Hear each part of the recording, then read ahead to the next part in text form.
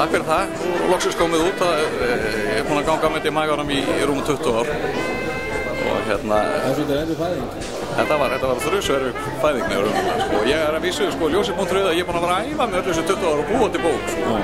En nú er hún komin, hún er 320 blaðsíður og þessi eitthvað 150 uppskriftir í heild sinni, 50 sósur og hún er raunverulega, sko, vinnuheitið var frá skoti til skítu.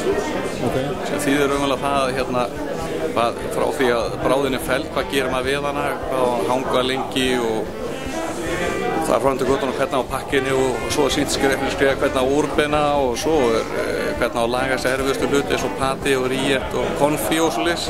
Allt sem heitir frönsku nöfnum er svolítið erfitt og þetta er sýnt skref fyrir skref. Og hvað,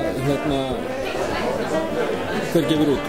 Salka gefur bókin út og hún er búið að dreifa út um allt og fer bara vel á stað og þetta er náttúrulega bók sem, sko, það má ekki miskilast að þetta sé bara fyrir veiðin en þú sé stólu tölvert inn á þá. Þetta er náttúrulega allir sem hafa gaman elda mat yfir höfum. Það er alltaf það. Það er, sko, líka oft þegar við kokkarnir erum að gefa uppskrift þá erum við lundir á fylli á hreindýrinu og svo bringuna á gæsinni.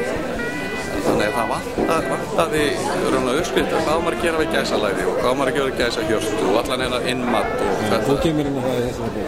Já, og sko eina aðalástæðan fyrir útgáfunar er að sko veiðimenn er að henda svo miklu af villibráði. Það er kannski að hirða bara bringurnar, henda restinni. Já, eftir er fóvarn og liður og... Eftir er raunverulega forrétti fyrir kannski 15 manns og náttúrulega beinin sem maður nota til að búa til sóð og það er nú ægilegt að vera með sko nota ekki beinin, maður nota þetta allt út að lagna sko.